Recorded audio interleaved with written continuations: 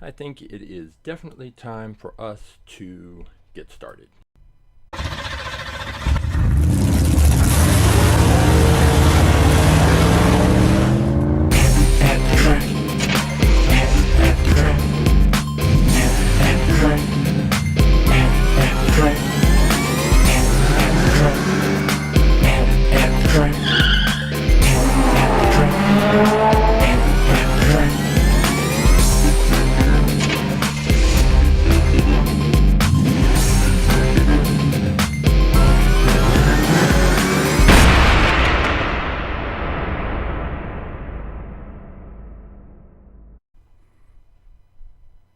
Hey, welcome to At the Track Live.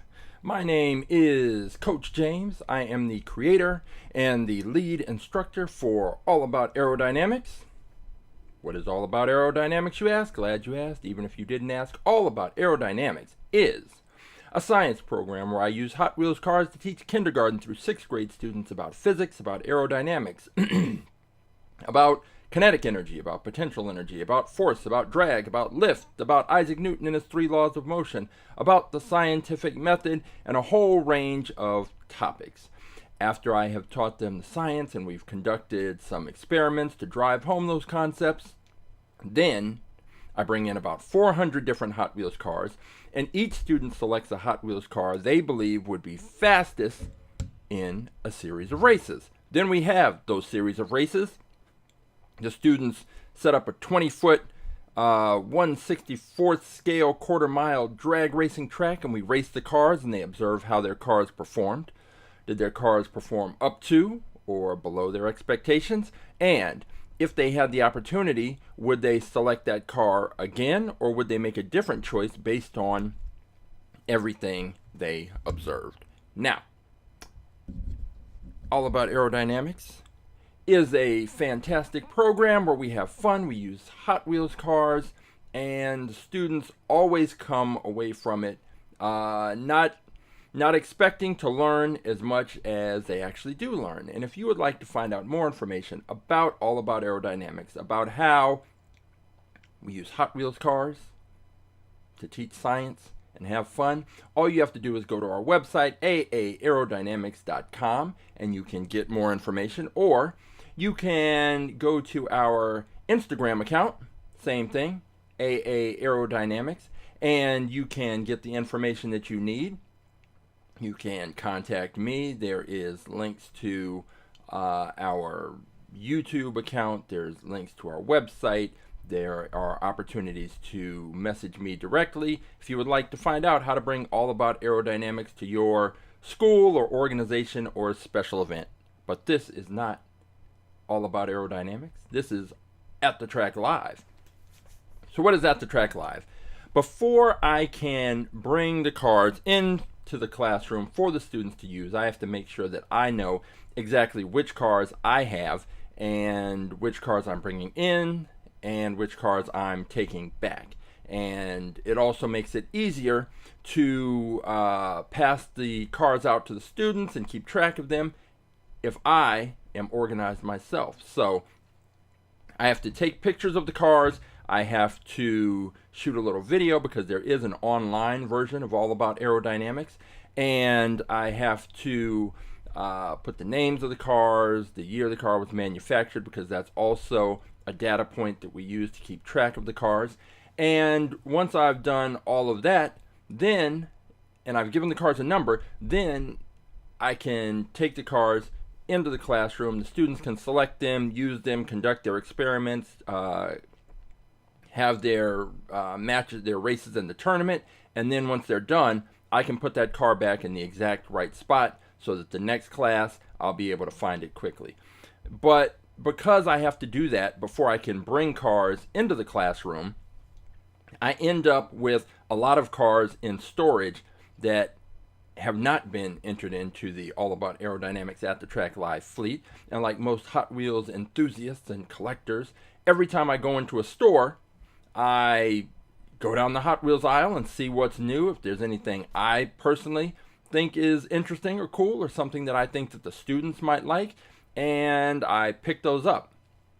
And because of the relatively low cost of Hot Wheels, I end up picking up more cars than I enter into the spreadsheet and the database.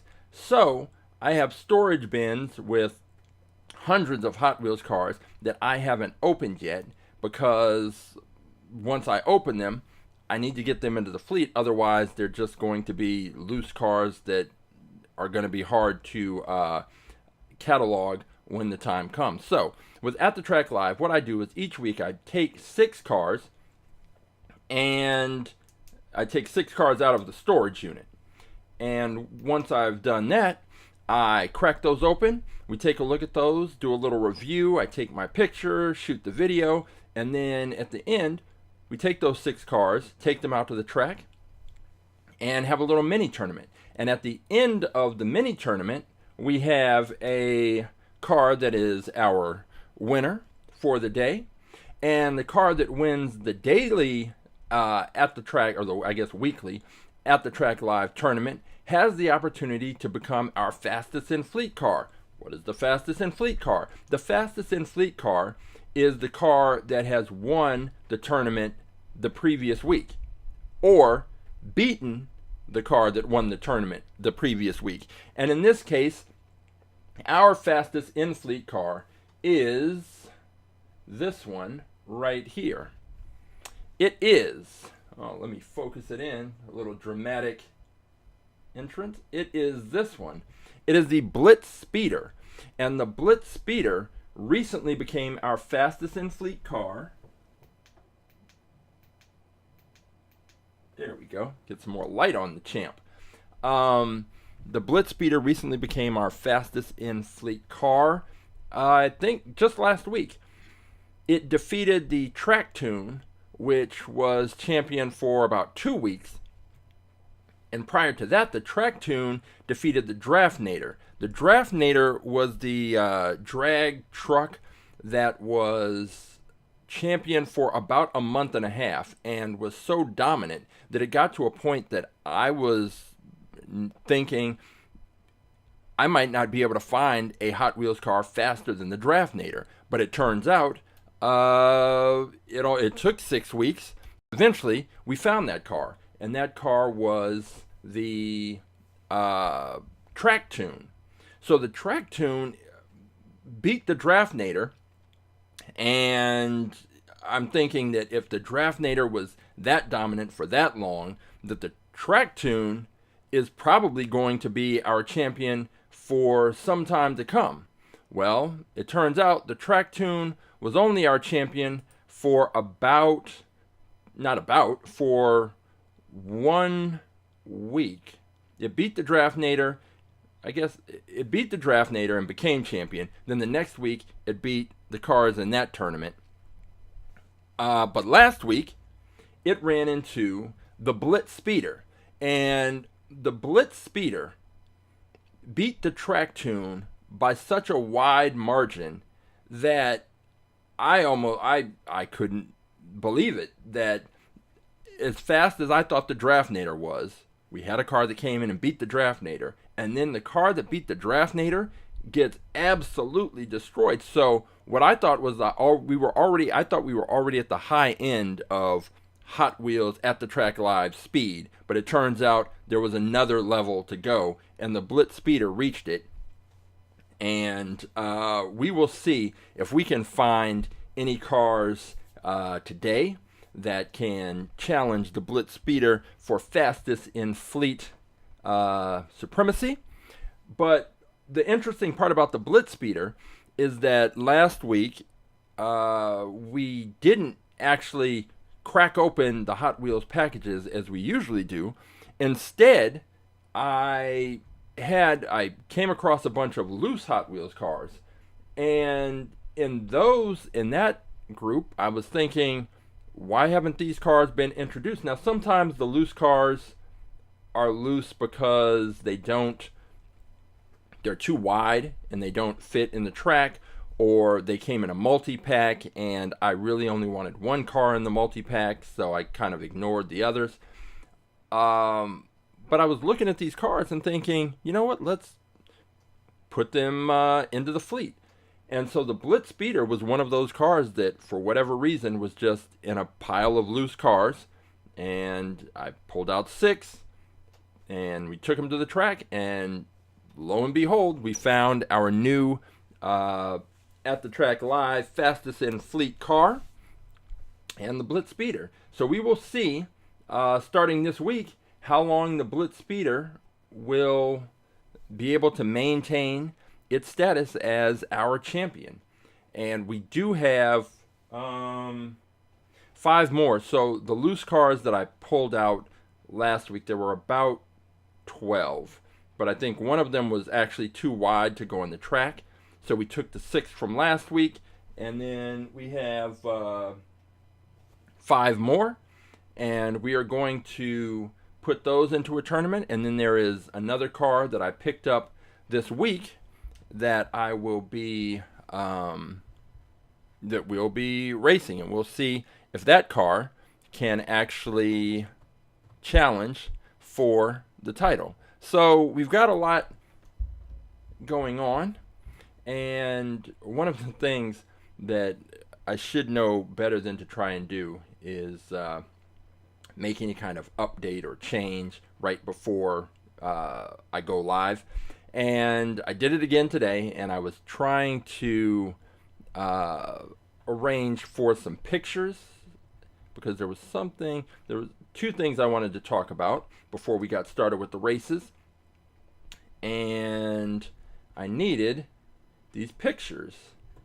And I will just show you. And the problem, well, it's not a problem, but you'll see. They're not going to be arranged very precisely. So let's start with the first thing, which will be this. If I can get it in here. Here we go. Okay, what you are looking at, this is something called the Cook's timer speedometer. Let me shrink this picture down a little bit. This is the part that I was trying to do before we got started, but that didn't work. Well, so the orange box with the little screen, this is called the Cook's timer, and it's Hot Wheels speedometer and race finish line, and it does a number of other things.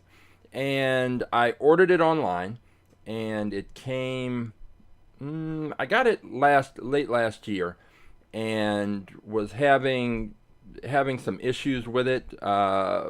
But I'll tell you this: the person who is the manufacturer of this, because they're all made to order, has been fantastic. The customer service is outstanding, and so I was having an issue back in November. I corresponded, they sent me some information and on what to try to resolve the issue, and I did that, and then got busy with some other projects, and only recently got back around to this, and tried out some other things, and was still having an issue. And so I sent a video to the manufacturer, and they sent me an extensive list of things to try to resolve the problem. And so I was working on it last night, and I've got half of the problem resolved, so I need to speak with them. But once I get this working, it's a pretty exciting tool, and so once I get it working fully, then I will give a full review. But if you're interested and want to find out more before I get to that point, you can just Google Cook's, I believe it's Cook's timer and Hot Wheels, and it should, the website should come up. And one of the things is that the company is based in Hong Kong, or at least that's where the products ship from. And I'm in the United States, and so it's to just send it back would be, more of a hassle. But I do really appreciate the customer service. So once I get this up and working and running, I will be talking more about it and reviews. So let me delete this picture. because we're done talking about that. And I will get to the other pictures. So I mentioned that whenever I go into a store, I always stop to check out the Hot Wheels section and selections.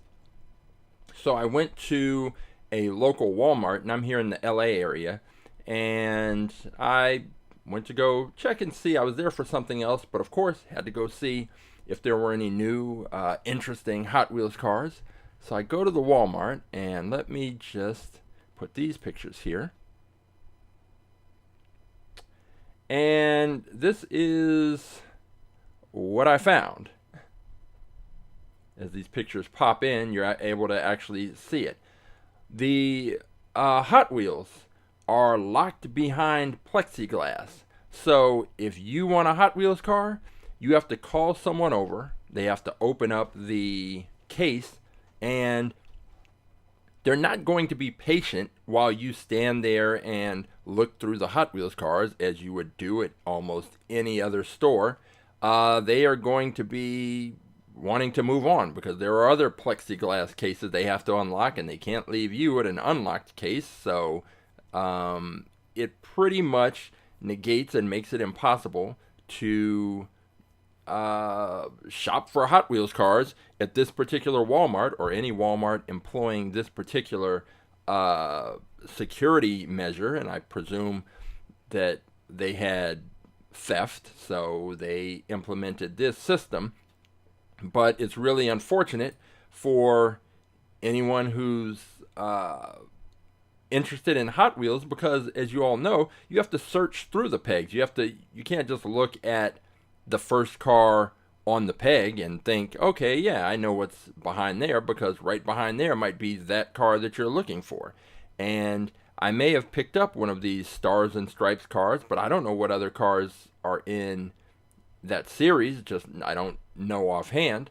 So I didn't pick up anything because I didn't want to stand around and wait for someone to come over. And this is the larger display.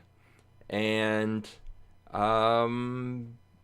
yeah, so I will not be hunting for any Hot Wheels at this particular Walmart, and apparently neither will anyone else. So that is unfortunate, and this is what I've run into. And now this, I don't know if this is just an LA area thing, because I've been to, in the last year, I've been to Walmarts in Georgia that didn't have this system in place. I've been to Walmarts in Iowa, didn't have this system in place.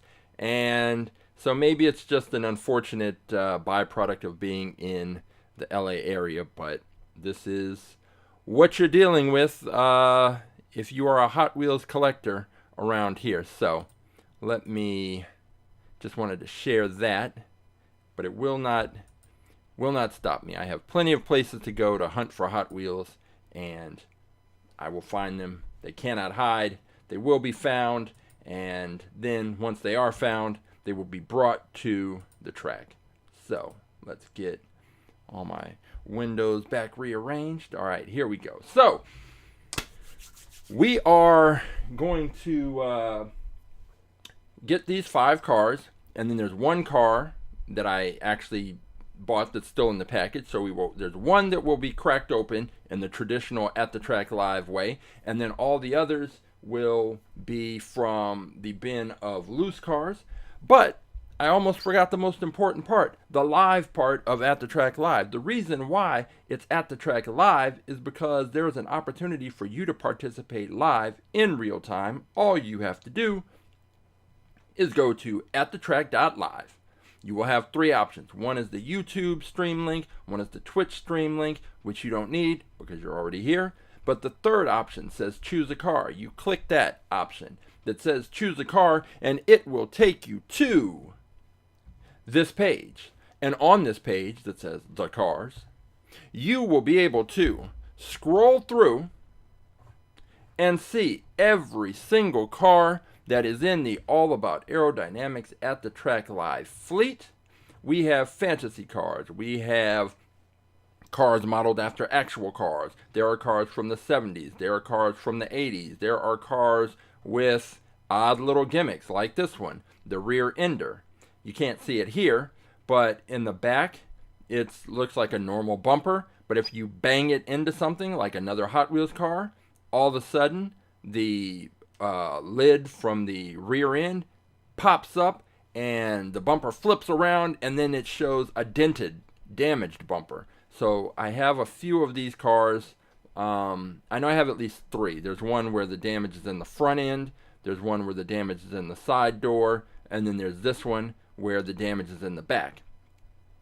I had this car when I was a kid. If you want to select this car and you think that this car would be fast, I would think that you might want to think again, because this car is clearly a heavy metal on metal car. You can see from the reflection in the mirror base that it's sitting on that the bottom of the car is metal, the top of the car is metal. Metal plus metal equals heavy, and heavier cars do not fare all that well on our track.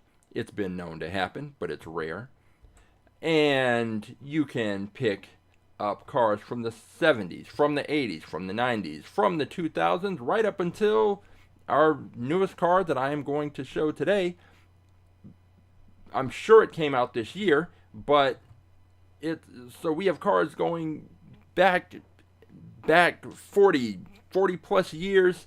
And here's another, this 57 T-Bird, another one that I had when I was a kid, metal on metal, heavy car. Clearly, I didn't play with it that much. You can tell the ones that I played with because the paint is not as pristine as it's more or less is on that T-Bird.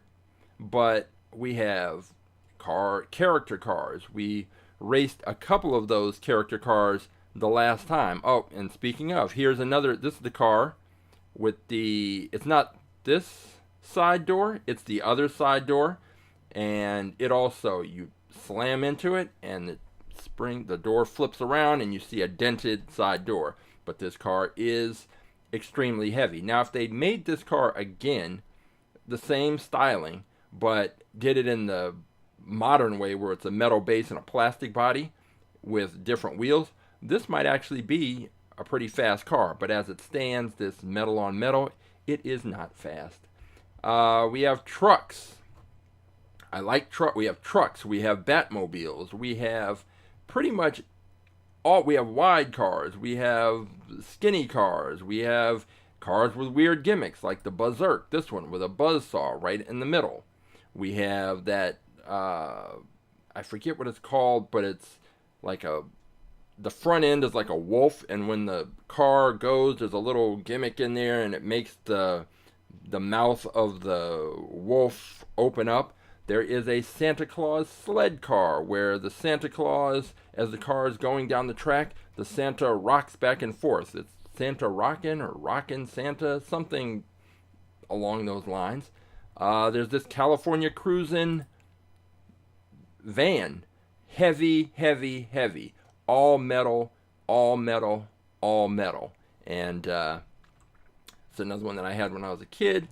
So there's a range of cars. And why do I bring that up? Because if you decide that you can pick a car that is faster than one of the 6 cars that I introduced today, all you have to do is find that car, take the number of the car, and drop it into the chat. So if you think that the Invader, this one, the number 304, the Invader, this tank, is going to be faster than whatever car I happen to pull out and introduce today, then all you would do is take the number, in this case 304, you drop that into the chat. I would go and pull that car, and we would take that car to the track and see if in fact you are correct. Is the Invader going to be faster? I don't know. We've got this one, the Ice-T. This is one of those 70s cars that was played with. It didn't look like this originally. There was a canopy over the top and something else, but this is all that's left of this car. And since the wheels are straight and the axles are straight, it gets a chance to be selected. No one selected it, and I don't blame them, but if you want to pick it, you can. So there are a total of how many cars are currently in the All About Aerodynamics at the Track Live fleet? 679. Well, minus the Blitz Speeder, 678. So there are 678 different cars for you to pick from. And in doing that, if you're a Lamborghini fan, there are plenty of Lamborghinis. If you're a character car fan, there are character cars. There are funny cars. There's another character car. There's just such a wide range that the Minecraft minecart, very unique and surprisingly fast, shockingly fast, but it is not our fastest in fleet champion, so that should tell you something. While it is fast, it wasn't fast enough. But if that's the one that you think can beat out the cars I introduced, take that number, 543, drop it into the chat. I will pull the car and we will race it. But we can go all the way down to, let's see, there's the Blitz Speeder. Yeah, this Cadillac LMP. Oh, yeah. So these were some of the cars that we introduced last week. The Superman car. We had, I was calling this car, because since the cars are loose, I don't have the benefit of the name on the package. So I have to rely on the fact that, or hope that the name is printed on the bottom of the car, stamped on the bottom of the car. And in this case, it was not. And I mistakenly kept referring to this car as the Thor car, thinking, because I knew I had a character car from one of the latest Thor movie, and I thought this was it. And there was not anything printed on the bottom. After the episode, I went and looked at the car and looked it up, and it turns out this is actually the Falcon car. So in the last episode, you'll hear me referring to this car as the Thor car. It is not. I have corrected that in the database, and this is actually the Falcon car, modeled after that superhero. So we are going to now just get into the cars that are going to be introduced today. So yeah, if you think you can pick a car, go to AtTheTrack.live, select choose a car, and then go through the list. I've already told you about the problems that I've had with trying to implement search, a search function on the website, so that if you already know the car that you would like to pick, you don't have to scroll through and search. You could just put the name of the car into if you want the Mach Speeder, you could just put Mach Speeder in, and it would tell you what number it was, and then it'd make it easier. But Squarespace is this company that I use to host the site, and their search function is not working properly. And I reached out to independent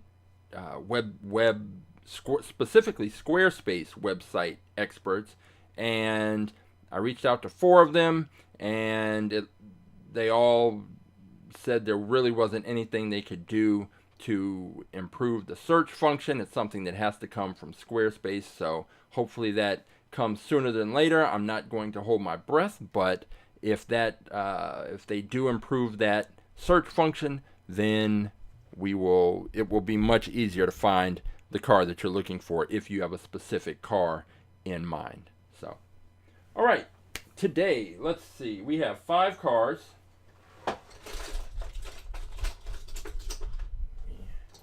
Get these here. All right, so it looks like we have at least 2 character cars. I don't know if this first one would be considered a character car or not. And at first, I was not going to put it in the fleet. So let me go ahead and get it on the turntable so you can take a look at it. And I will explain why I wasn't going to put it in the fleet. And then why I changed my mind. So let's take a look at this one. As it comes around, this is the Hyperfin. and I will take the video. So the reason I was hesitant to put this car into the fleet is because of the open wheels. And if you've watched any of the previous episodes that involved open wheel cars, you know we have destroyed, our track has destroyed more than its fair share of open wheel cars. And when I say open wheel, basically I'm just referring to the fact that the cars have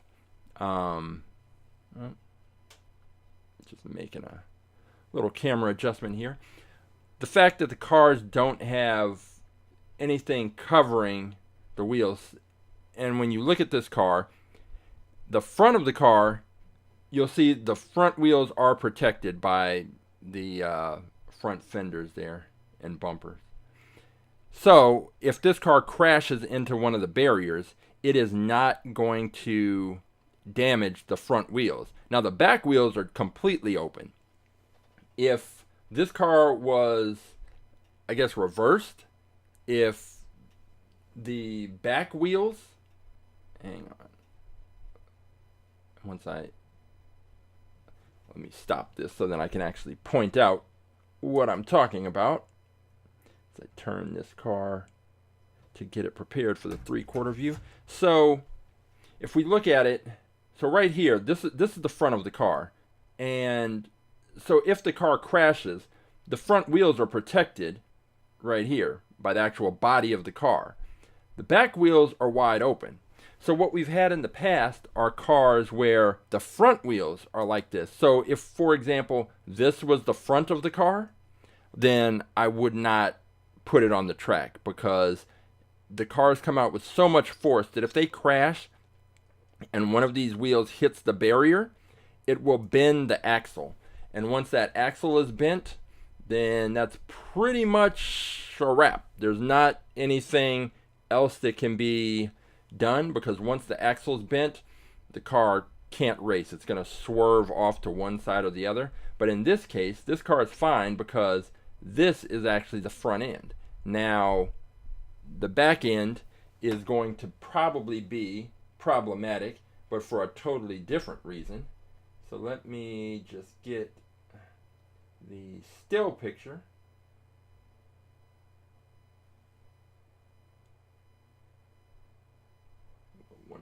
.5, lock in the focus,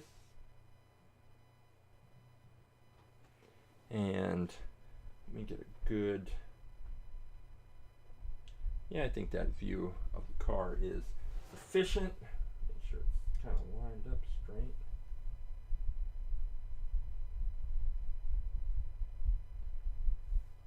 And there we go.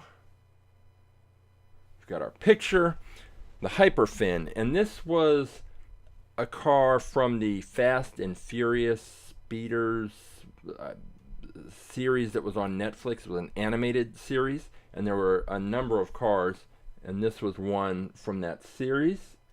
I'm going to just check the year on this. The year is, looks like 2019, and might as well go ahead and check the weight of this car. 32.3 grams. Now, one of the things that I'm noticing and that I always look at is the back end of the car, and looking at what part of the car on the back end is going to be pressed up against the launching block. In this case, these wheels are going to be pressed right up against the launching block, and that's what's going to receive the push. Initially, the launching block is going to push against those wheels, send the car down the track, and I don't know how that will impact the car's performance, because most cars, there's a bumper or a wing or something in the back that actually contacts the launching block. Will the fact that the launching block is pressing against these tires prevent the tires from spinning right out of the block? I don't know. It's one of those things that we will have to watch and observe and see how it turns out. So the Hyperfin is 32.3 grams. In contrast, the Blitz Speeder, our champion, is 32.4 grams. So these cars are similar in weight, almost identical. Okay, next car up. Let's see. We have, I want to say this is. So I have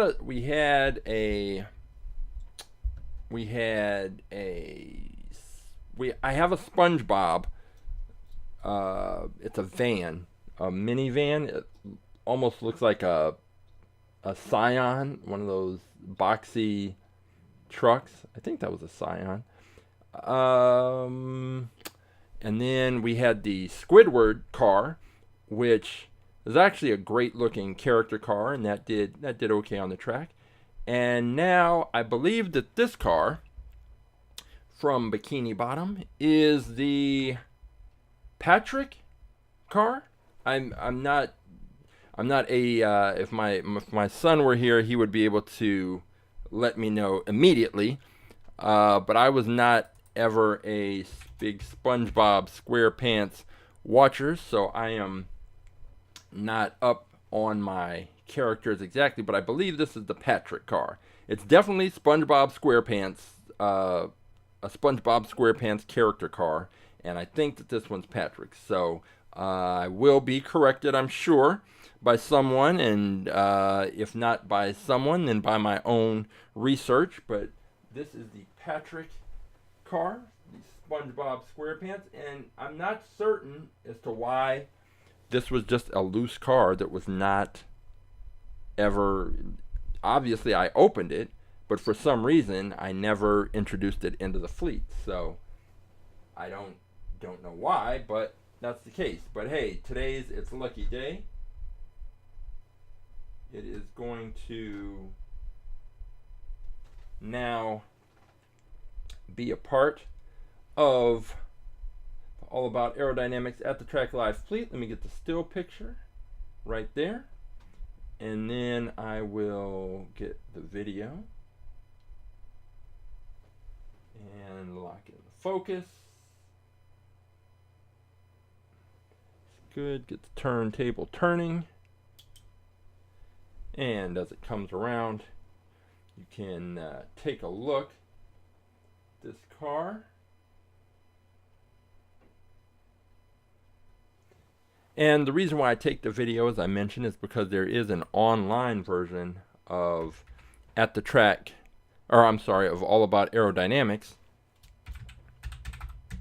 And since the students aren't going to have the opportunity to actually physically look at the cars, then the video is the next best thing, and they can get a good 360 view of their car and make a fully informed decision. So I'm looking at this car, and I always start at the back, and because cars with a flat back end or a wing with a flat wing, not curved, tend to do better.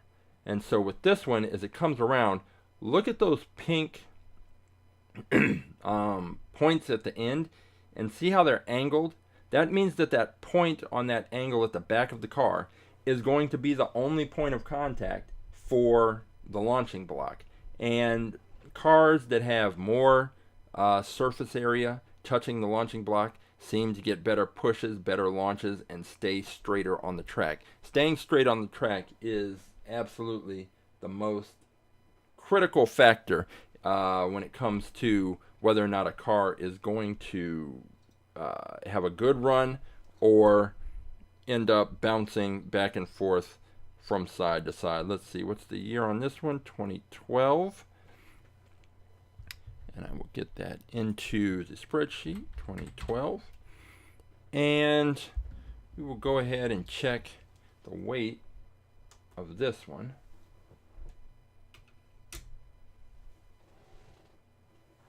$36.1 grams. So it's definitely heavier than the other two, but not so heavy as to make it as to be detrimental and prevent it from having a decent race. So we are 2 cars in. Let's go ahead and we can stick with this this theme, this character car theme. And here's another one that I'm not sure why this was never properly and formally introduced into the fleet, but it will be today. And let's go ahead and take a look. This is the Spider-Man car. I'm thinking this is the Miles Morales Into the Spider-Verse version of the car, but I will have to look that up because all it says on the bottom of this car is Spider-Man. So for the moment, that is what we'll have. And let's take a look as it comes around the back end. So it's got this wing, almost a kind of diffuser. It's got like a bottom wing. I don't know exactly how to describe it. It's not exactly the diffuser, but I think it's, if this were a real car, it'd be intended to serve that purpose of directing the airflow. But if those two pieces stick out evenly, then that's gonna give this car a good base. As it comes around, it looks like it's hard to say.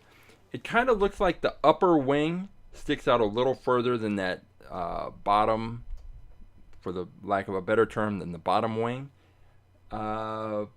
If they both stick out the same amount and they're both touching the launching block, I think that's good for this car. I think that will help this car do well.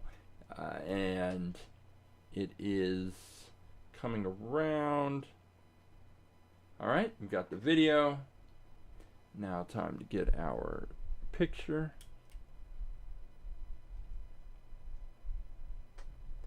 A lot of these character cars, I really do like the character cars in the way that they put little, that they try to represent the characters as well and as thoroughly as possible. And there's always extra attention to detail and design, and the paint, the color schemes are usually impeccable.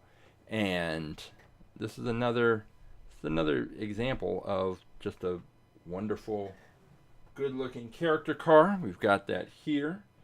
I will take the picture. All right, and now we have our third car, the Spider-Man car. Let me get a weight and see. Oh, this car, 35.2 grams. And just, again, just some more details. If you look right here, just the little webbing on the wing right there. Just a little added detail and added touch. Here's another thing. Let's look at the window. The way they've styled the window. That's just like the Spider-Man mask. The eyes on the Spider-Man mask. You can see it right there. The same lines representing the webbing. And then because of this version of the Spider-Man logo, this is what makes me think this is the Miles Morales Into the Spider-Verse version of this car. But this is a great looking car, and it seems, I think, of the cars that we have seen so far, I think I would expect that car to do the best. Did I already check? Let me see the year. 2017. Okay. 2017. So I'll add that in. And let's see. Next up will be car number 683. This one is another, oh, it's not a character car. It's a, I have a category that I've just made up, the gimmick cars that have some little, like the Tooligan has the wrench at the back, or there's the Gotta Go, which has a toilet on the thing, or the Car de Asada, which is essentially a taco with tortilla chips, a tortilla chip as the wing, and little avocados on the side. Character cars, they're fun. I mean, I'm not character cars. I just call them gimmick cars. And here is another one. This one is the, there we go. This one is the Ride On. And the gimmick part of it, and I just so happen to, don't ask me why, but I just so happen to have a little Lego figure here. And basically you can put the Lego figure in the car. Let me see if I can actually do that. Yes, I can. Oh, I thought I could. Yes, I can. So, you can put a Lego figure in the car. Now, how that helps you at all, I do not know. And I also do not know where this Lego figure had a hat and hair, and I don't know, it fell off somewhere. But there you go. You've gotten the gist of it.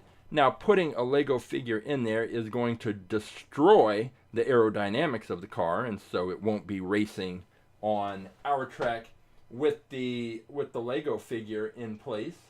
But let me remove the Lego figure. And once I do remove the Lego figure,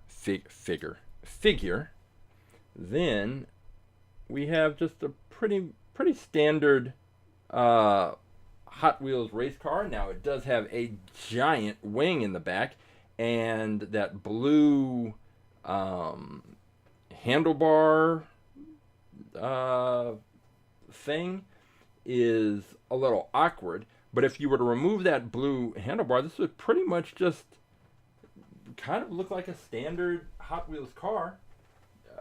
Obviously a bit exaggerated, a fantasy car, but not extreme, not as extreme as some of the others that we've seen. But let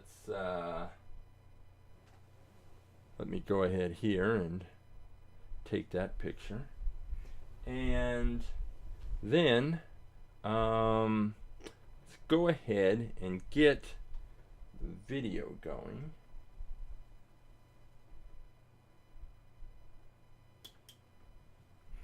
As we take a look at this car, and we get the focus right.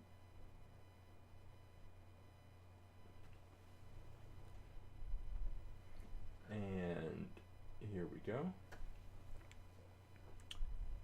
So let's see. Yeah, that blue. I don't know, and I don't even know that blue bar would necessarily impact the overall speed of this car too much. Looking at the back, that giant wing is going to be pressed up right against the launching block, and we will see how and if that impacts the car's launch and performance, because it's so exaggerated and it sticks out so far that I don't know, that it might end up flipping the car into the air. It's really hard to say. Now, on the Blitz Speeder, it also has a wing that sticks out pretty far, but the car has a lower profile, and which I think kind of prevents it from being forced up into the air with an awkward push with the majority of the force being applied to that wing. But we have the ride on as it comes around. Okay, so we will take a look. Now let me see how much this one weighs. And this weighs in at 26.6 grams. So this is by far the lightest car. And it's interesting because it seems pretty big. But I think it's really just that this wing is so long and exaggerated that it makes it seem that way. So let me just we'll take a look at the ride on. But then you can also see with the Blitz Speeder. The Blitz Speeder also has a wing that sticks out pretty far from the back wheel. So having the large exaggerated wing did not hurt the Blitz Speeder at all. And we will see how it impacts the performance, if at all, of the ride on. And oh, I'm sorry, I'm calling it Ride On. This is actually called Let's Go. I knew it was one of the I was reading Ride On because that's on the side of the car right there. Right there. But this is actually called the Let's Go. So let me change that. Let's Go. And the year is 2013. So the Let's Go. 2013. Okay, so we've got that car. So far we have the Hyperfin, we have the Patrick of SpongeBob SquarePants fame, we have the Spider-Man Miles Morales car, and we have the Let's Go Lego figure gimmick car. All right, the next one up is one that there's a YouTube channel and collector and enthusiast and expert, Race Grooves, and he made a mention because I put up a post that showed some of the cars that were potentially going to be introduced, and this next car was one of them. And yeah, he made a comment, I do not think that car is going to be particularly fast. And you know what? I think he is right. And this car is called the Fast Fuse. Fast Fuse. Now, the initial look at it is that, hey, this is a pretty aerodynamic car. It almost, like, I can kind of see a teardrop shape, which is the most aerodynamic shape that can be found. And what's the problem? Well, I think my problem with the car, and the reason why I think I don't even know that it'll make it down the track because of the wheels. So let me take the still picture first, and then we'll take a closer look at these wheels.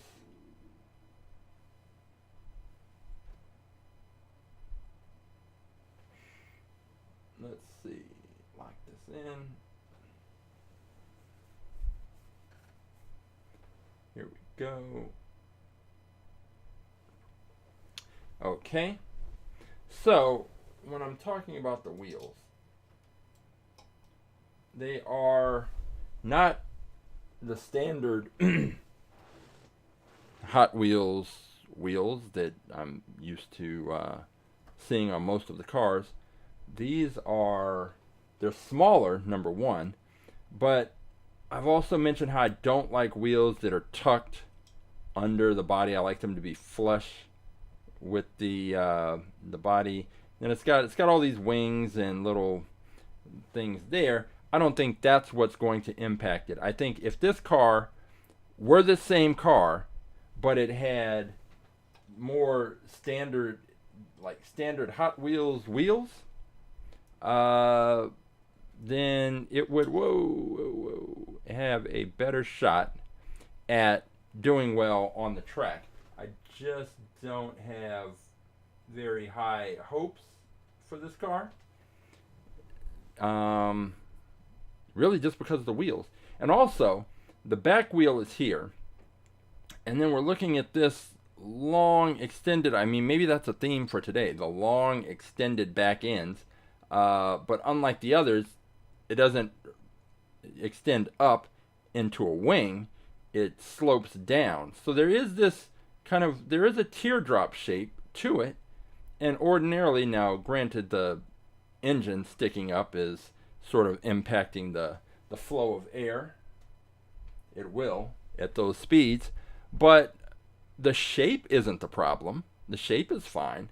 But I just think that with these wheels, they're not instilling the kind of confidence in me that this car is going to make it happen on the track. So we've got the still picture. Let's go next with, get this video. Get this thing lined up.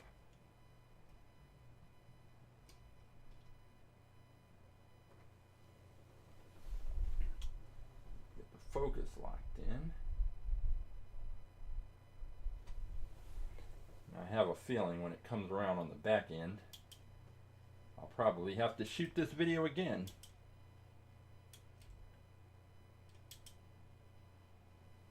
Because that back end is going to protrude. It's going to pass out of the bottom of this screen. So maybe I should just back this up just a little bit.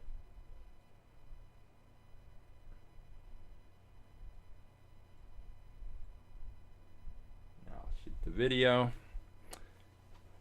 keep that focus locked in, and this is the fast fuse, car number 684. So that is not it's nothing to sneeze at. There are just a lot of cars, and I'm glad that I'm going through the process of cataloging the cars, because when I first decided that I needed to catalog the cars, I only had about, there were maybe 200 cars, roughly, that needed to be done. But it was such a tedious and laborious kind of thing that once I got those out of the way and got a system in place, then it became easier. So now, each week, I only have to enter 6 cars in, and keeping up with that, it's not my favorite part of the week, but once it's done, I'm happy it's done, because I can find the cars, I can look online, and it just makes the organization aspect makes everything a lot easier. So if there's something in your life you have to, that needs organizing, and you don't want to go through the process of actually doing it, you might want to reconsider, because after it's done, you will probably be happy that you did. This is a strange car. If they had cut the car off right here and made it a small little Jetsons futuristic space car, I might have higher hopes. But I don't know what kind of push it's going to get with these 2 points, because those 2 points are the only thing that are going to be touching the launching block. And they're going to be touching it so low. I just really, I don't know. I don't know what this car is going to do.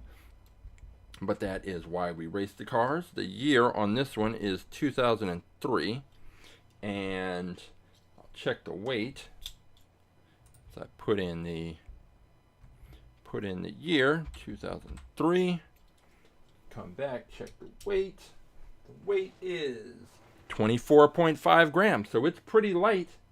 It is even lighter than the Let's Go, which was, up until that point, the lightest car. So we have the Hyperfin, we have the Patrick from SpongeBob SquarePants, we have the Spider-Man Miles Morales car, we have the Let's Go, and we have the Fast Fuse. We have one more car to go, but so there's still time. If you would like to select a car, go to AtTheTrack.live, select choose a car. You will be taken to this page, and on this page you can scroll through, find the car that you think could be faster than the Hyperfin, faster than Patrick, faster than the Miles Morales Spider-Man car, faster than the Let's Go, or faster than the Fast Fuse. If you can pick that car, if you think it is this 70 Ford Escort RS 1600, then all you would do is click on that car. You would take a closer look to confirm your choice. Say, yes, that is the car that I think can beat all those other cars. And then you would take the number, in this case 105, take that, drop it into the chat, and I will pull the car. And then we'll see if you're correct. If you are correct, if you pick a car that can beat these other 5 cars, then you will have a shot at taking on the Blitz Speeder. But there are 5 cars there. We have 1 more car to go, and the last car is one that I just picked up, and I just like the look of it. That's just how it goes. It is this one. It is the BMW 2002, which is strange. Like, I don't know specifically about BMWs, but I would presume that, number one, that this is based on an actual car, and I would presume it's not called the BMW 2002. Maybe it is. I don't know. But this one is called the BMW 2002. It is from the Hot Wheels Vintage Racing Club series, and there are 6 cars in the series. A 1954 Mercedes-Benz 300 SL, a 1955 Corvette, this one. There's a 1971 Lamborghini Miura SV, a 1971 Porsche 911, and a 1967 Camaro. I believe the Lamborghini is one that we already have in the fleet and raced somewhat recently. I believe 1971. Where is it? The 1971. It's car number 648, which is all the way down near the bottom because it was just recently introduced. Because I think I picked it up. I think it was one of the cars that I picked up in Georgia. And let's see. There it is right there. This one. The 1971 Lamborghini Miura SV. And it is also another one that is part of this same Vintage Racing Club series. So let's go ahead and crack this open and take a closer look. I actually picked up 2 of these because my son's uncle is very much into BMWs and classic BMWs, so I thought he might like this one. This one feels like it's got a little bit of weight to it, so I'm going to weigh it first. Coming in at 38.5 grams, which makes it one of the heavier cars. It's the heaviest car today, but we will see if that actually makes a difference. Let's go ahead and take a look at this one. Get that focus locked in. Yeah, I just like this car. The red, white, and blue well, I guess technically it's a white car with red and blue stripes going down the center, but it's just got a good, clean look. I don't know that from an aerodynamic standpoint, it's going to, I think it's probably the least aerodynamic car that we've introduced today, but we will see how it ultimately performs on the track, which is really all that matters. Can it get it done? Because we've had some surprises, and I always go back to that Minecraft minecart car. That was probably one of the biggest shockers that car was actually stayed on the. I didn't even expect it to stay on the track. It stayed on the track, and it did well. Now looking at this car at the back end, it's got a flat back end, so that means and suggests that it will get a good push out of the launching blocks, and that's really one of the only things that that's the first and best thing that you can hope for, is getting a good solid push out of the blocks, because if the car gets a good push out, then in all likelihood it's got a better chance to stay straight on the track, and staying straight on the track is absolutely the most important thing that a car can do during the race. Let's turn this off so I can get the still picture as we move closer to hitting the track. This is our last car will be introduced, so let me get a still picture. Yeah, I really like this one. This is just a good, it's just a clean design, clean paint scheme. They didn't have to do anything over the top with this one. Just the silver on the wheels. I like that. It's just a good car all around. I hope it does well. Okay, so now we have the BMW 2002. And I can't imagine that this is the BMWs that they were making in 2000. So it's not a 2002 BMW. It says BMW 2002. I don't know. I'll look it up and check. But this is the car right here. And we will refer to it as the BMW 2002. And let's see. What is the year on this one? The year on the bottom is 2011. And we already weighed it in. So the last piece of information we need to get is that. And now we are ready. We've got our 6 cars for today. We've got our BMW 2022. We've got the Fast Fuse. We've got the Let's Go. We've got the Miles Morales Spider-Man car. We've got the SpongeBob SquarePants Patrick car. We have the Hyperfin from the Fast and Furious Netflix series. And we have our fastest and fleet champion, the Blitz Speeder. All those cars are ready to go. So we are about to hit the track. When we hit the track, this is what you are going to see. You are going to see our patented, if I was Michael Cole from the WWE, I would say our vintage view. But this is what you are going to see. You are going to see a 3-camera view. And we start with the camera on the far left side. The cars will start in the launcher at the top of the screen. I'll give a countdown, 3, 2, 1, race. The cars will fire out of the launcher. They will come from the top of the screen. They will come toward the bottom of the screen. When they pass out of the bottom of the first screen, you can pick them up at the top of the screen in the middle. That is the middle section of our track. The cars will come from top to bottom. They will pass out of the bottom of the middle screen, and you can pick them up at the top of the section, or at the top of the screen on the far right. Those cars will come down. They will come flying across the finish line, and our finish line sensor will let us know which car is the winner with a solid red light. A solid red light indicates the winner. A flashing red light indicates the losing car. So solid red light, winning car. Flashing red light, losing car. The races are best 2 out of 3, and the cars switch lanes after each race. So that is it. We are about to hit the track and find out which of these cars is going to have the opportunity to challenge the Blitz Speeder for the fastest in fleet title. And I can't wait to see what happens. So I will see you at the track in 30 seconds.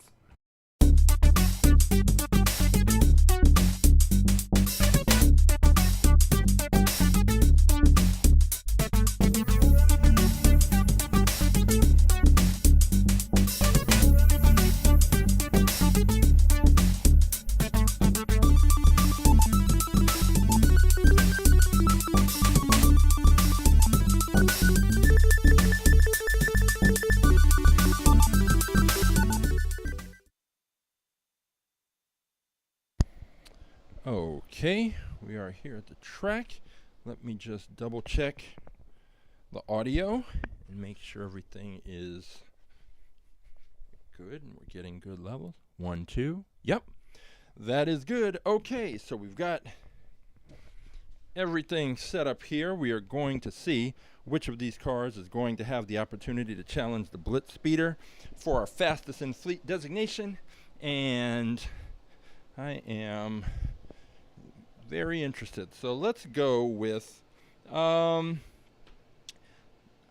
say let's go with the car I'm most curious about, which is the Fast Fuse. And we'll put that up against the Let's Go. So let's go and see which of these cars is going to be the first to move on. Get these set up here. Okay. And we'll put the Fast Fuse in lane number 2. And the Let's Go will be in lane number 1 without the Lego figure attached. Alright, here we go.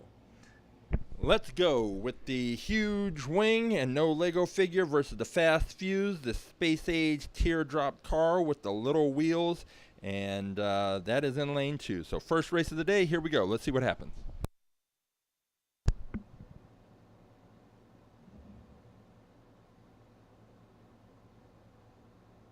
3, 2, 1, race. I will give the Fast Fuse credit. It lost the race. That's clear. But what's also clear is that I didn't plug in the the finish line sensor. So it's a good thing that race wasn't close, because there we go. Now the finish line is alive.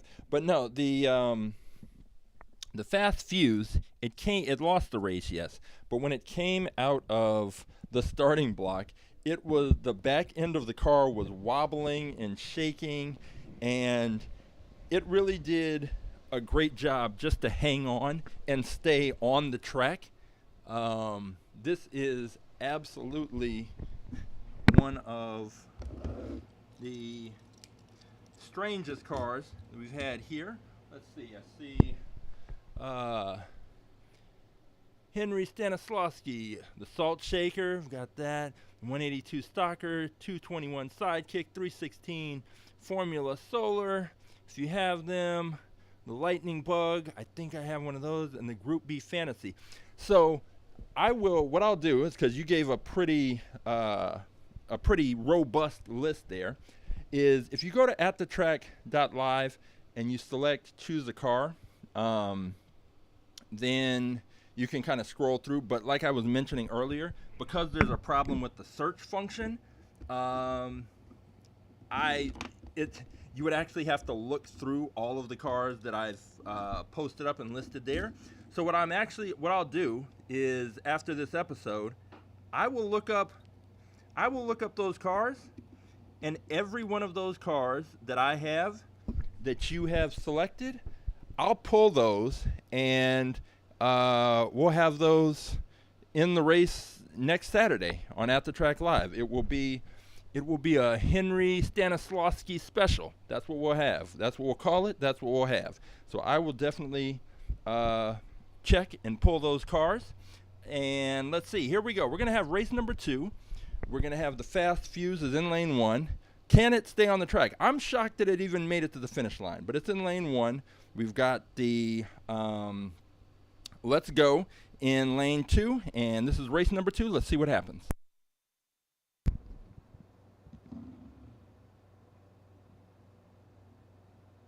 3, 2, 1, race. The Fast Fuse finally crossed the finish line, and good for it. It was a rough go. It started to wobble and fishtail once again, but it made it. It crossed the finish line, which in my mind, for that particular car, is a win. And I wouldn't. I don't know that the Let's Go car, that kind of performance is going to be enough to defeat the Blitz Speeder, but we will see. All right, next up, let's go with the character cars. We'll go with Patrick versus this Miles Morales Spider-Man car. We'll get these lined up, and Let's see. Also, another thing, let's see, here we go. Let me drop these in here. All right, we're going to put Miles Morales in lane number 1. And we will put Patrick in lane number 2. All right, here we go. Character cars. Miles Morales versus Patrick. Miles Morales lane 1, Patrick lane 2. Here we go.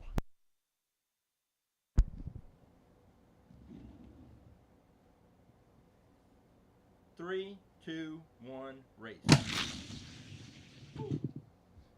The Miles Morales car takes it fairly easily, and we will switch lanes.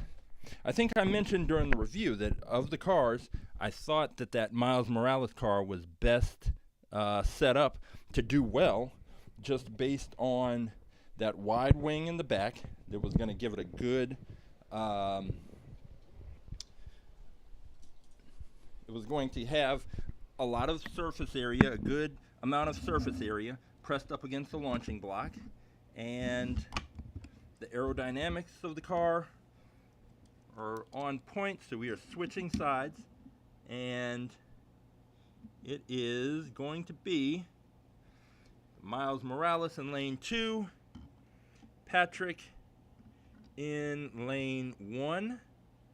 This is race number 2, and here we let's see what happens.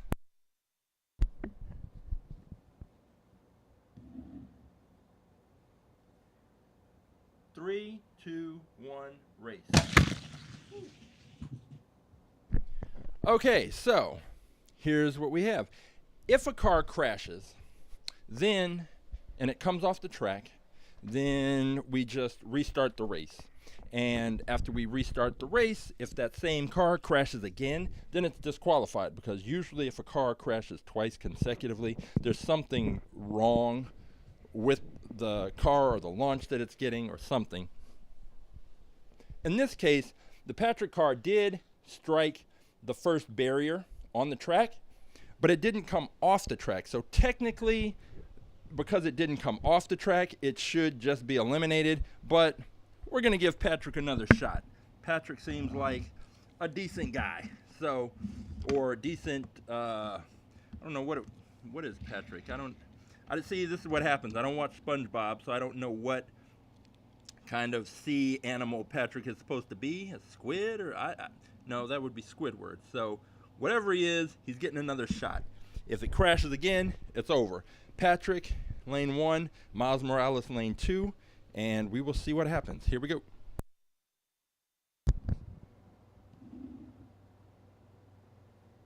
Three, two, one, race.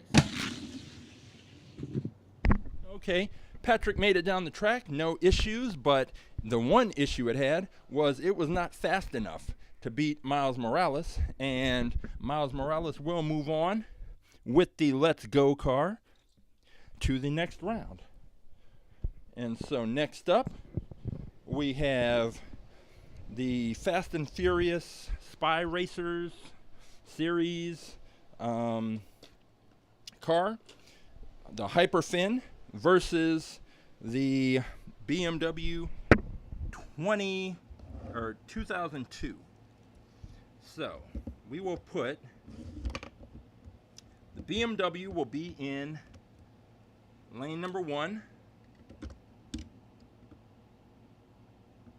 The Vintage Racing Series BMW, lane 1. And then the Hyperfin is going to be in lane number 2. The Hyperfin, remember, is the car with the open wheels in the back. So the wheels are pressed right up against the launching block, which make me wonder, will the wheels even be able to spin from that initial push? We will see. So we've got the Hyperfin in lane 2. We've got the BMW 2002 in lane 1, race 1. Let's see what happens.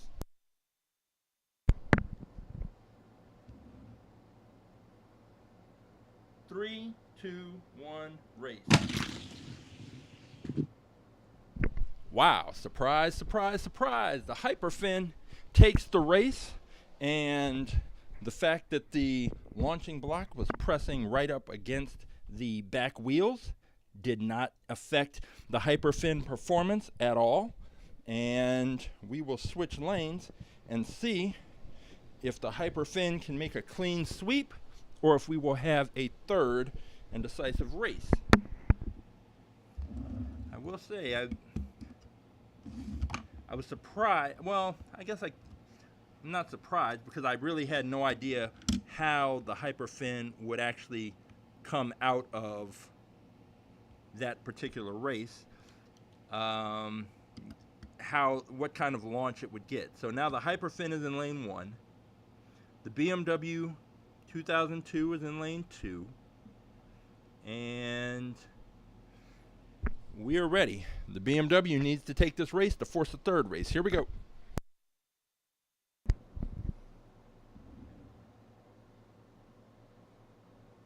Three, two, one, race. The Hyperfin takes it again in a clean sweep. It had a little bit of I'm not even going to say a bump. It was when it came out of the launching block, it went up on its side just a little bit. It started to lift up, but it maintained its position on the track. It did not crash, and because it did not crash, it was able to get back on the track, stay righted, and took that race quite easily.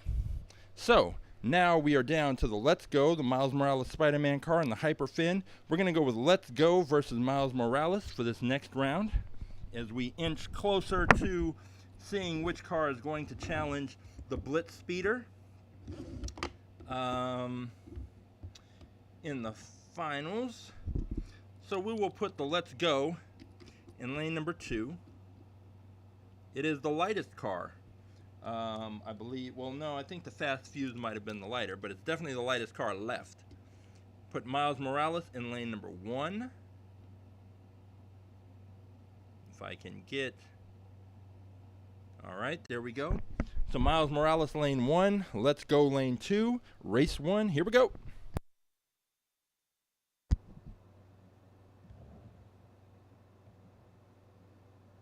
Three, two, one, race. Woo. That was a little closer, a lot closer than I expected. Okay, but Miles Morales takes it, as indicated by the solid red light at the finish line. So we will switch lanes, go back, and see if the Let's Go car can even this race up, this matchup. Are these cars are looking good today.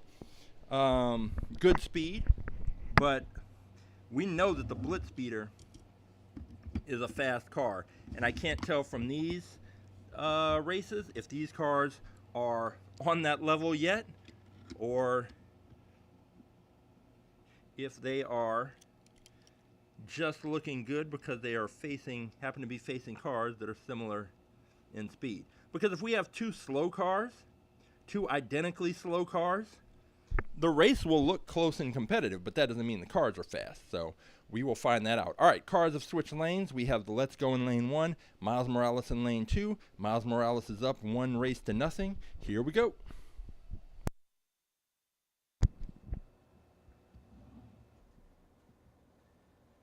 Three, two, one, race. Ooh.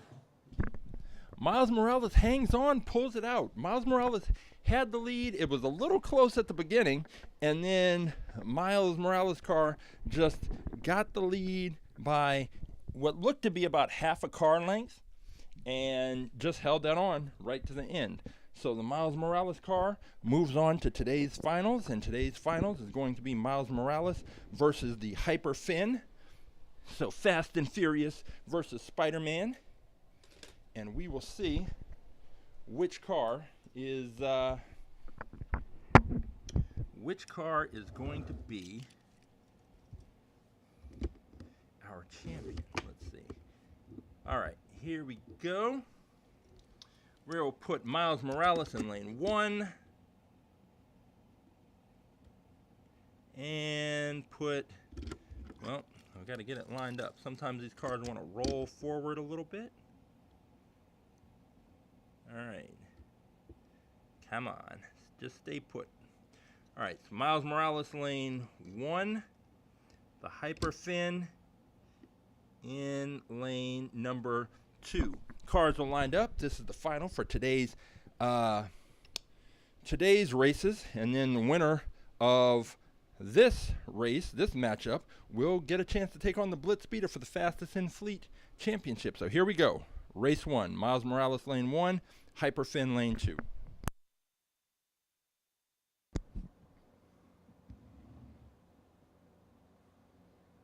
Three, two, one, race.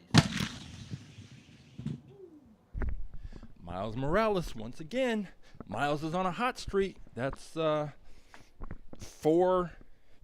his 5th in a row, because he won his first matchup 2-0, and then second matchup 2-0, and this one he's just added on one more victory. So one more victory for the Miles Morales car, and it will be on to take on the reigning champion, the Blitz Speeder, the newly crowned reigning champion, Blitz Speeder. So let's get Hyperfin set up in lane number 1, and the Miles Morales car ready to go in lane number 2.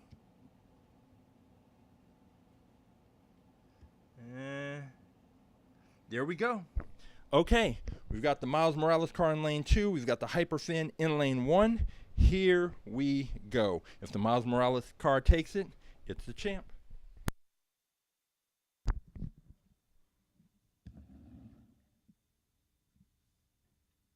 Three, two, one, race. Whew. Miles Morales, undefeated today, is today's At the Track Live mini tournament champion. And now we're going to find out, is the Miles Morales car ready to take the fastest in fleet title away from the Blitz Speeder? This is it. We will find out. We will find out right here, right now. This is what it's come down to. All right, the Blitz Speeder took out the Track Tune, which took out the Draftnator. The Draftnator had been our champion for about 6 weeks. And once it was defeated, I figured the car that beat it was going to be our champion for some time to come. That turned out not to be the case. But now, the Blitz Speeder, which took out the Track Tune, which took out the Draftnator, has its own challenge up against the Miles Morales, the undefeated Miles Morales Spider-Man car. So if I can get Miles lined up, this Miles car is a little temperamental and likes to roll forward slightly off the launching block. There we go. All right, we're all set up. This is for the fastest in fleet champion. We've got the championship. We've got Miles Morales in lane 2. We've got the Blitz Speeder in lane number 1. Here we go.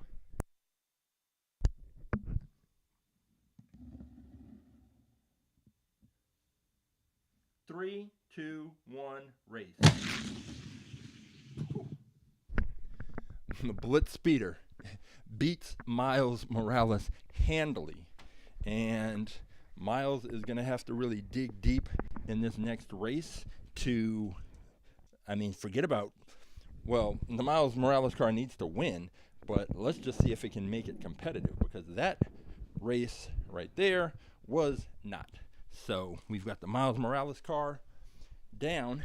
It's lost its first race of the day. How will it respond? It had been undefeated. It had beaten every car it had faced today. But now there's a different kind of challenge it's looking at. So we're going to put Miles Morales in lane 1. Get it set up.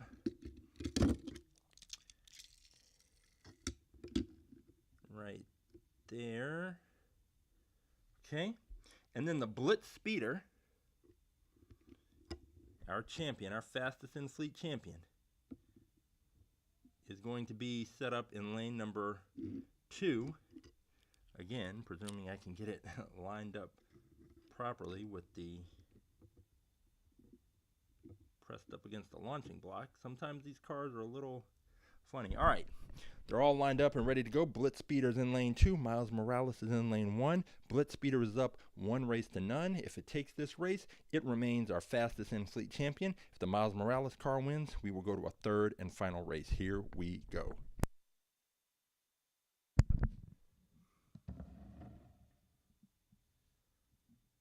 3, 2, 1, race. The Blitz Speeder absolutely obliterated the Miles Morales car and remains our fastest in-fleet champion. I am going to gather up those 2 cars and the other 5 competitors and head back into the garage, and then we'll take a look at our winner and what's to come.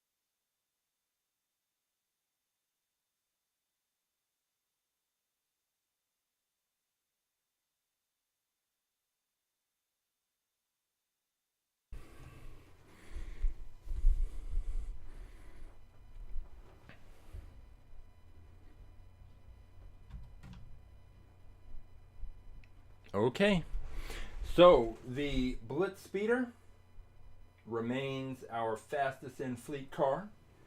It absolutely destroyed the Miles Morales car, and I don't know, this Blitz Speeder,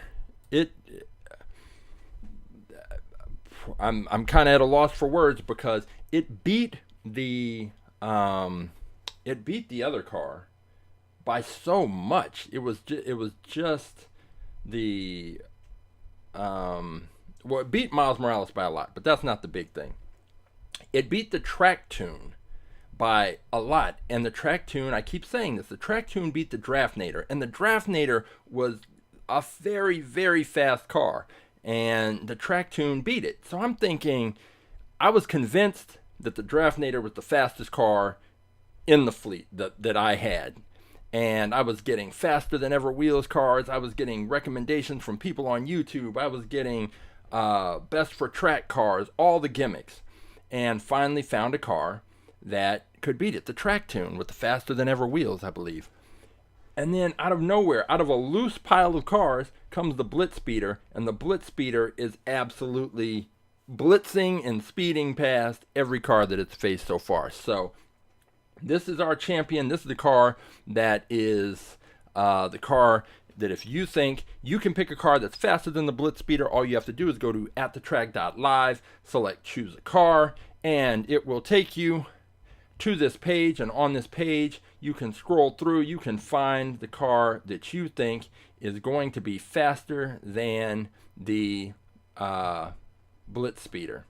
And once you find that car, you just take that number, you drop it into the chat, I will pull that car, and then we will race. But what we got was, we got a message, and I can pull it up here, from Henry Stanislawski, saying, and this was the list of cars that that he proposed to challenge the cars that we are introducing.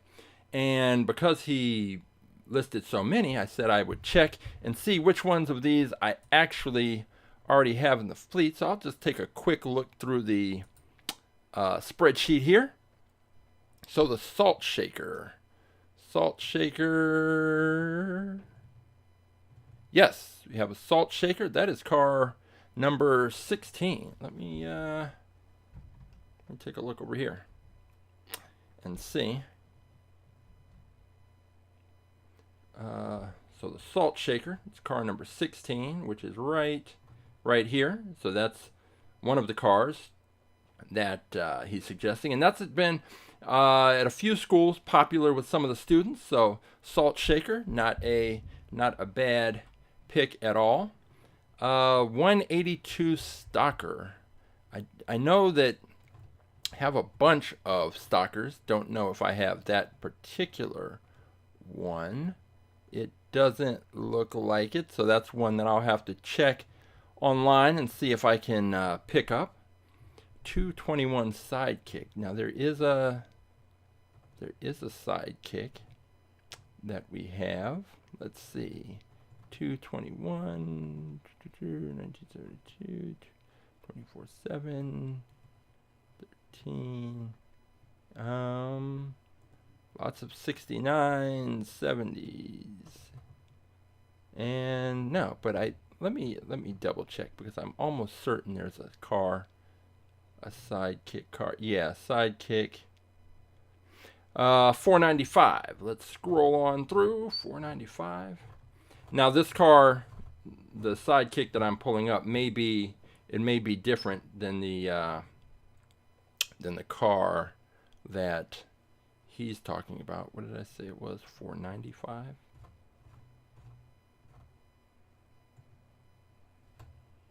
And 413, 44. So we have this one, the Sidekick, 495. This one right here.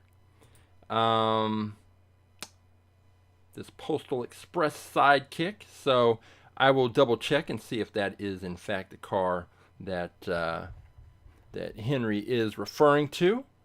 What else? Let's see what other ones we may have in here. He mentions the 316 Formula Solar. Let's take a look. 316. All right, I don't see that number, but let me just look under Formula. Lots of Ferraris, Fords. There's the Formulator, the Formula E Gen 2, and the Formula Solar. Oh, you know what? I'm sorry. I'm looking at this completely the wrong way. Henry actually did exactly what I'd asked people to do and put in the number of the car. He put it in 182. He's not talking, because sometimes the Hot Wheels cars have numbers. And so there might have been a 182 Stalker. No. My fault, Henry. My apologies. He's actually put in the numbers. So if I go to 182, I go all the way up to 182. That is the car that he was talking about. And it is going to be this Stalker right here. Again, Henry, I wasn't thinking. I'm thinking, oh, the 182 Stalker, do I have that? No, he meant car 182, this Stalker. Okay, and then the 221 would be the Sidekick. So then 221, which is right here, he did exactly what I've been asking people to do, is go and check. So, okay, we've got the slide kick right here, and then 316. So what I can actually do, okay, so the salt shaker is really the only one that I need to pull. So let's see. Salt shaker, I think I said it was number 16. Salt shaker number 16. Okay. So let me write this down. I need to go and pull car's number 16, car number 221, and car number 316. and then the other ones, the Group B Fantasy and the Lightning Bug, I will look those up later. But what I'll do is I'm going to pull these 3 cars right now, and we're going to have the Henry Stanislawski challenge right now. So I'm going to pull these 3 cars, and we're going to go back to the track, and they're going to go up against the Blitz Speeder, and we are going to see if one of these cars can knock off the Blitz Speeder. This is not unprecedented. This has happened in the past where we had a car that was our champion get knocked off by a car that came in at the last minute and beat it. So I am going to put up this timer, and because I have not created the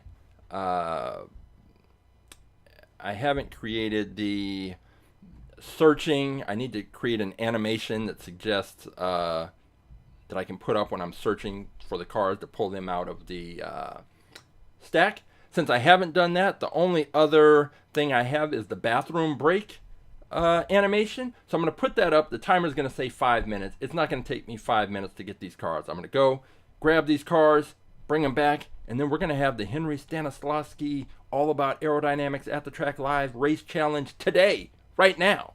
So don't pay it. If you need a bathroom break, take a bathroom break, but I will be back sooner than 5 minutes with these cars, ready to take a look at them, ready to go.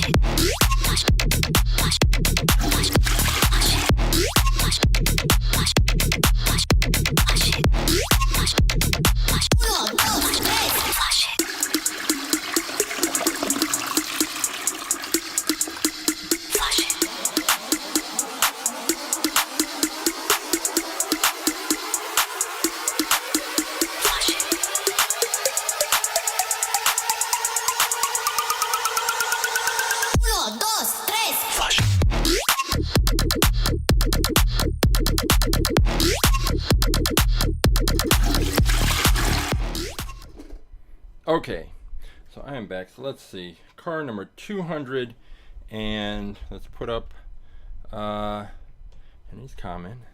It's car 221, the 221, this slide kick.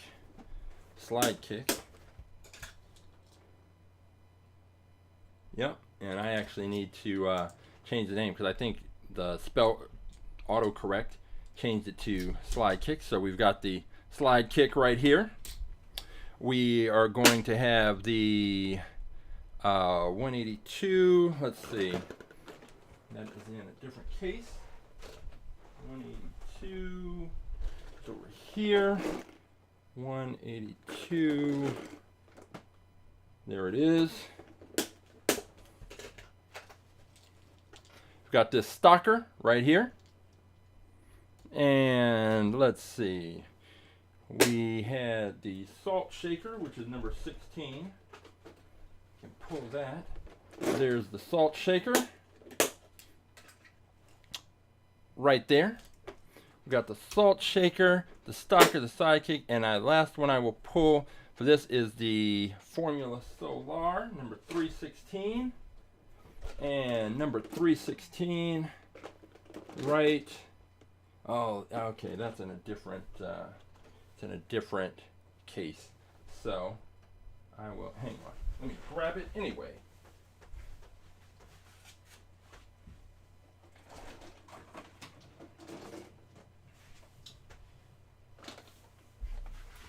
There is a whole other set of cars that I have set aside for a very specific reason.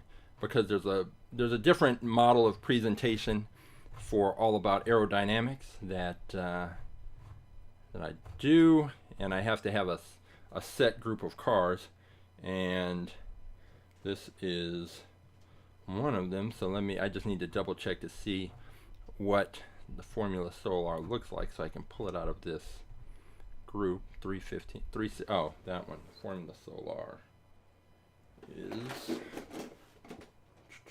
there it is. Okay, Formula Solar, we've got it right here. We are about to have the Henry Stanislawski Challenge. I am going to take these cars, I am going back out to the track. They are going to face off against the Blitz Speeder. We are going to see if Henry Stanislawski and his multiple picks can suddenly take the fastest in fleet title away from the Blitz Speeder. We will see, and I will see you back over at the track in 30 seconds. The Henry Stanislawski Race Challenge. Here we go.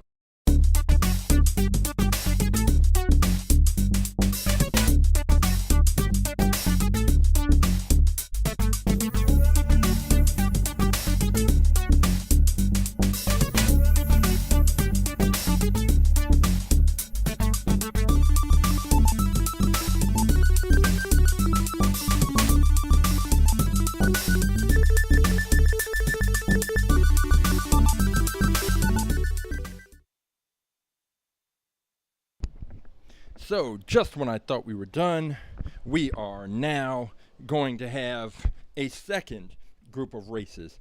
It is because checking the audio, audio's good, and now these cars don't even have to compete against any other cars. They're getting a shot right at the champ. So the champ is going to have to knock off all of the Henry Stanislawski choices. And we will begin, let's see, we've got the Blitz Speeder, we've got the Stalker, we've got the Slide Kick, we've got the Salt Shaker. We're going to start off with the Salt Shaker versus the Blitz Speeder and see what happens. We've got Salt Shaker.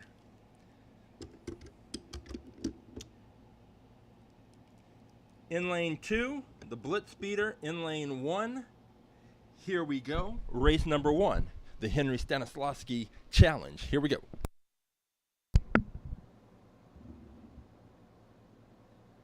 Three, two, one, race. Blitz Speeder takes it. Race 1. We will change lanes and see if the Salt Shaker can make up that ground, but that is a pretty that was a pretty hefty deficit that the Salt Shaker is going to have to make up if it thinks it is going to be able to take the title away from the Blitz Speeder. And that's what these cars are going to have to do. They are going to have to take the title from the Blitz Speeder, because as it stands right now, the Blitz Speeder is not even breaking a sweat to defeat these cars. So we're switching it around. Salt Shaker is now in lane number 1. Blitz Speeder is in lane 2. Race 2, here we go.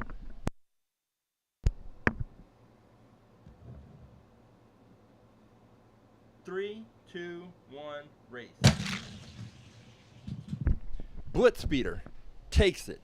The Blitz Speeder will next take on one of the other cars recommended by Henry Stanislawski, and we will see which car that is. The Salt Shaker goes to the side. All right, we'll go with this Stalker, this translucent Stalker. All right, we will put the stock car in lane number 2. And we will put the Blitz Speeder in lane number 1. Okay, here we go. Blitz Speeder lane 1, stock car in lane 2.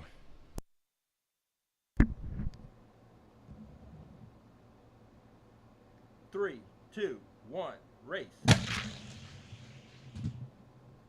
Stock car, it was a little closer, but the Blitz Speeder still took that race, and we did not need the finish line indicator to tell us which car won, but remember, the solid red light indicates the winning car, and the flashing red light indicates the losing car. In this case, the winning car was the Blitz Speeder once again, and the Blitz Speeder will now be in lane number 2, and the stock car will be in lane number 1. Get these cars set up.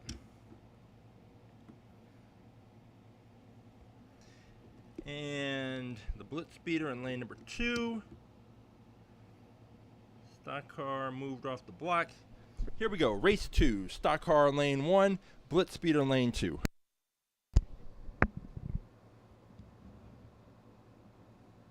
Three, two, one, race. Blitz Speeder takes it. So the Blitz Speeder has now taken out 2 of the Henry Stanislawski picks, and we have 2 more to go. So let's see which car will be up next. I didn't weigh these cars. We didn't take a closer look just because of the time constraints, but if one of these cars is able to beat the Blitz Speeder, we will certainly take a much, much closer look at it. All right, next up, we will have the Blitz Speeder take on the Slide Kick, which was another of the cars from deep in the cut that Henry found by going to AtTheTrack.live and selecting the choose a car option. And from those options, he picked the cars that he thought he would like to see raced that could challenge, and we are now going to see if that's the case. So the Slide Kick is in lane 2. It's a very sleek car. This might be a challenge for the Blitz Speeder. Blitz Speeder's in lane 1. Our fastest in fleet champion, the Henry Stanislawski Open Challenge, is on. Here we go. Race number 1.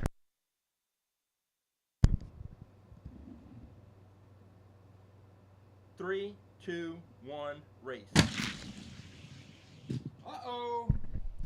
Uh-oh. We could have... there could be a problem. The Slide Kick. It's a very sleek car, and it defeated, once again, it defeated our fastest in fleet champion. And we now... we may have on our hands the Blitz Speeder is going to have to take 2 races in a row. Can it happen? Yes. Has it happened? Nope. But we will see. The Slide Kick coming out of, well, not out of nowhere. It was picked precisely by Henry Stanislawski among the cars he picked, and now we are going to see if it can beat the Blitz Speeder twice. It is going to be our new fastest in fleet champion, but then it will still have to take on the last car that Henry selected, which is the Formula Solar. So we will see what happens here. If I can get the Blitz Speeder lined up, it's not seeming to cooperate. All right, there we go. All right, Blitz Speeder's in lane 2. Formula Solar's in lane 1. The Blitz Speeder has to win this race, or it will be giving up the fastest in fleet title to the Slide Kick. So here we go.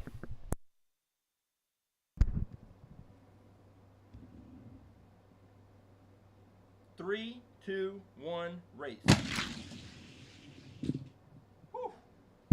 That was extremely close, but the Blitz Speeder somehow pulled it out. So the Blitz Speeder beats out the Slide Kick just barely, which sends us to a 3rd and final race. Can the Blitz Speeder hold on to its fastest in fleet title? It was beaten soundly in the first race. In the second race, it won, but just barely. So, I don't know. It's not looking good, but it's not over yet. This will determine if we have a new fastest in fleet car picked by Henry Stanislawski. We had the last minute, the Henry Stanislawski Open Challenge. And we will find out right here and right now if we are going to have a brand new, all about aerodynamics, At the Track Live, fastest in fleet car, or if the Blitz Speeder will keep its title. Here we go. This is the third and final race. Blitz Speeder, lane 1. Slide kick, lane 2. Here we go.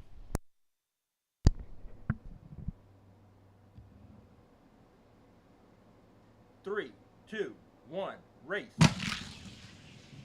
Oh! The Blitz Speeder pulls it off.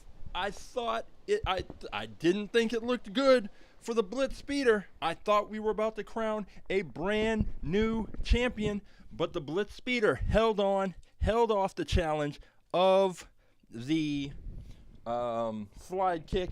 And even though the Blitz Speeder did suffer its first race loss, it did not lose 2 out of 3, and therefore it is still our fastest in fleet champion. But there is one more car left in the Henry Stanislawski Open Challenge, and that is the Formula Solar.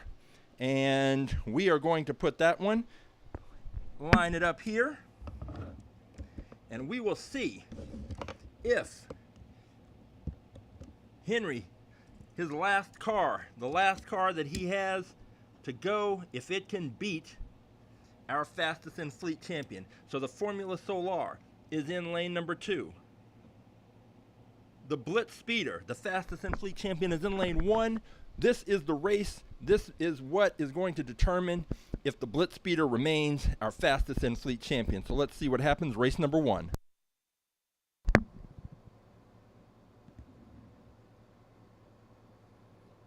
Three, two, one, race. Blitz Speeder takes it. The Blitz Speeder is one race away from finishing off one of the most impressive performances that we've seen, because it's racing an additional number of it's racing more races than any champion has on one episode of At the Track Live. But it's not over. As we saw, the Blitz Speeder lost its first race and came back and won 2 in a row. If Formula Solar can do that, then we will have a new fastest in-fleet champion. So let's see what happens. We got the Formula Solar lined up in lane 1. We have the Blitz Speeder lined up in lane 2. If the Blitz Speeder wins, then it will remain our fastest in-fleet champion, and it will remain the king of the hill.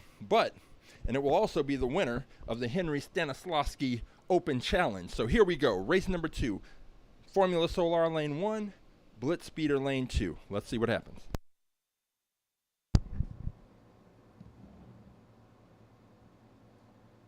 Three, two, one, race. Blitz Speeder takes the Henry Stanislawski Open Challenge. And let me gather up these cars and return to the garage and take a final look at our winners and challengers.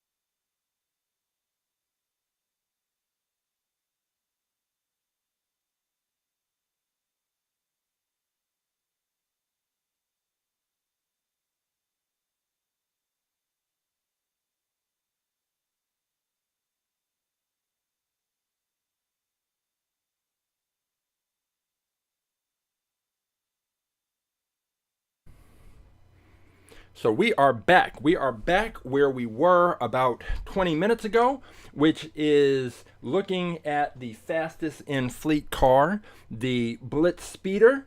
We had our normal set of races with the 6 cars that were introduced today.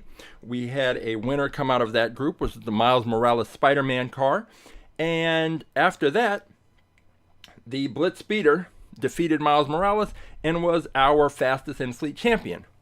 But we got a comment from Henry Stanislawski, and he had a list of cars that he thought could challenge the Blitz Speeder for the fastest in fleet title. And so we went and pulled those cars, and pulling those cars, turns out we had a second set of races, the Henry Stanislawski Open Challenge, and in that we saw the Blitz Speeder dismissed the first 2 cars with relative ease, but then in the third race against the slide kick, the Blitz Speeder lost the first race. And it was a wake-up call because I wasn't necessarily expecting that, but now we were on the verge of having Henry select a new fastest in fleet car. We went to race number 2, and it was extremely close. But the Blitz Speeder won by about a half a car length. And then we went to race number 3, and the Blitz Speeder somehow, some way, managed to pull out the victory and continued on to the finals. And in the finals, the Blitz Speeder took on the Formula Solar and beat that with ease. The scare came from the slide kick. So there are cars out there that can compete with the Blitz Speeder, but the thing is, we have to find them. So there are currently 680, forget how many I ultimately said, how many cars there are, but yeah, this is definitely, let me see here. It was I'm sorry, I'm just looking at I'm looking back at the spreadsheet because there was an issue there, but oh, there we go. Yeah, there are 600 and, let me be clear, 684 cars in the All About Aerodynamics at the Track live fleet. And of those 684 cars, well, let's say 683 because we're not counting the Blitz Speeder, their odds are there is a car that is faster than the Blitz Speeder. But until we find that car, the Blitz Speeder is our reigning, defending, conquering champion. And I can't wait to see what happens in the future. I'm going to also check for some of the other cars that that Henry mentioned, which include the Group B Fantasy car and the Lightning Bug, which I'm pretty sure I also have. The Lightning Bug, it sounds familiar, but I don't see it listed, so that is one that I will have to check on, and it could be that I have it in storage, but since I haven't introduced it into the fleet, I don't know where it is. And we have a Group C fantasy car. I don't know about a Group B. I'll have to look that up. I'm not familiar with that, so I will check on that afterwards. But for now, the Blitz Speeder is the fastest car. And if you think you can pick a faster car, all you have to do is go to AtTheTrack.live and choose a car, go through the cars, find the car you want, take the number, drop the number into the chat, and hopefully I will recognize what you're doing, and then I will grab the cars, pull them out, and we will take them to the track, and maybe you can challenge for the fastest in-fleet title. In the meantime, make sure to follow us over on Instagram at AA Aerodynamics. If you want more information about our science program, All About Aerodynamics, you can find out all of that information at aaerodynamics.com. And there is going to be a lot more content coming beginning in August. So just a few weeks away, I'm getting things prepared, and you'll see a lot more all about aerodynamics at the Track Live content on YouTube, on Twitch, on Instagram. But Instagram is the best place to follow all the developments for At The Track Live. There's a lot of different things that I introduce over there first. And of course, you can watch past episodes of At The Track Live on YouTube. Just go to our YouTube page and select the Live tab, and all the episodes are listed. Thank you to Race Grooves. A couple of months ago, he told me, gave me information about how to create the chapter markers, so I was able to do that. And so now you can go through and you can go to the episodes, and you can jump to the races, you can jump to the reviews of particular cars, whatever it is that you want to do. You're also welcome to just watch the entire episode, which I know most people do after the fact. But if you are watching this after the fact, I guess it's mandatory that I say, go ahead and hit the subscribe button, please. It helps us. But if you don't want to do that, and you just want to commit it to memory, we are here with At The Track Live every Saturday morning, 11 a.m. Pacific, and we will introduce 6 new cars. We will have some fun checking those out and giving some reviews, and then we will take them to the track and see if we can find a car to take out the Blitz Speeder, our fastest in-fleet car. So, a lot happened today. Great episode. Thank you, Henry Stanislawski, for your picks and for the first ever Henry Stanislawski Open Challenge, and congratulations to the Blitz Speeder for winning both the regular All About Aerodynamics at the Track Live race and the Henry Stanislawski Open Challenge. I am a tired Coach James, and until next time, I will see you at the races.